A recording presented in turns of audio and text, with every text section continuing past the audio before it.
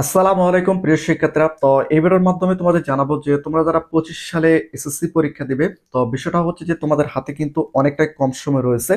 তো যদি তোমরা 25 সালে এসএসসি পরীক্ষায় A+ পেতে চাও, সেক্ষেত্রে তোমাদের করণীয়টা কি? একই সঙ্গে তোমরা যদি এসএসসি 25 পরীক্ষায় পাশ করতে চাও, সেক্ষেত্রে কোন কোন সাবজেক্টগুলো তোমাদের দেখতে হবে? তো ভিডিওটি খুবই গুরুত্বপূর্ণ, অবশ্যই সম্পূর্ণ ভিডিও মনোযোগ সহকারে দেখতে হবে।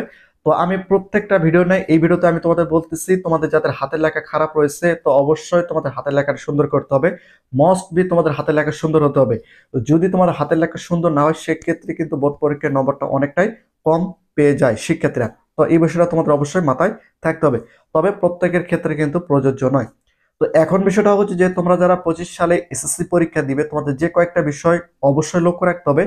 এক নম্বর হচ্ছে গণিত, ইংরেজি দ্বিতীয় পত্র। এই দুটো সাবজেক্ট মাস্ট বি তোমাদের লক্ষ্য রাখতে হবে। একই সঙ্গে আইসিটি সাবজেক্টেও তোমাদের লক্ষ্য রাখতে হবে। যেহেতু আইসিটি সাবজেক্টে তোমাদের মাত্র 25টি এমসিকিউ দিতে হবে, সেক্ষেত্রে আইসিটি সাবজেক্টের শিক্ষার্থীরা কিন্তু অনেকটাই বেশি ফেল করে থাকে। তো এই জন্য আইসিটি সাবজেক্টে তোমাদের লক্ষ্য রাখতে হবে। এখন মোট কথা হচ্ছে যে তোমরা যদি এসএসসি 25 পরীক্ষায় A+ পেতে চাও, সিলেবাস শেষ করার বিকল্প কিন্তু নেই। সিলেবাসটা তোমাদের শেষ করতে হবে, হাতে লেখা তোমাদের চর্চা করতে হবে, এবং রেগুলার যে সময়টা রয়েছে এবং যে তোমাদের পরীক্ষার মধ্যে যে সময়টা রয়েছে পরীক্ষা শুরু হওয়ার থেকে, এই সময়টা তোমাদের কাজে লাগাতে হবে। এই প্রত্যেকটা সময় তোমাদের জন্য গুরুত্বপূর্ণ। তোমাদের কোন কোন বিষয়গুলো ইমপ্রুভ করা দরকার, সেই বিষয়গুলো তোমাদের ইমপ্রুভ করতে হবে। বিশেষ করে চারটা বিষয়ের কথা উল্লেখ করবে, এই চারটা বিষয় শিক্ষার্থীরা সবচেয়ে বেশি ফেল করে। এক নম্বরে হচ্ছে ইংরেজি দ্বিতীয় পত্র। এই ইংরেজি দ্বিতীয় পত্রের শিক্ষার্থীরা সবচেয়ে বেশি ফেল করে। একই সঙ্গে গণিত সাবজেক্টে সবচেয়ে বেশি ফেল করে। একই সঙ্গে আইসিটি সাবজেক্টে সবচেয়ে বেশি ফেল করে। আরেকটি সাবজেক্ট হচ্ছে পদার্থবিজ্ঞান সাবজেক্টে কিন্তু শিক্ষার্থীরা সবচেয়ে বেশি ফেল করে।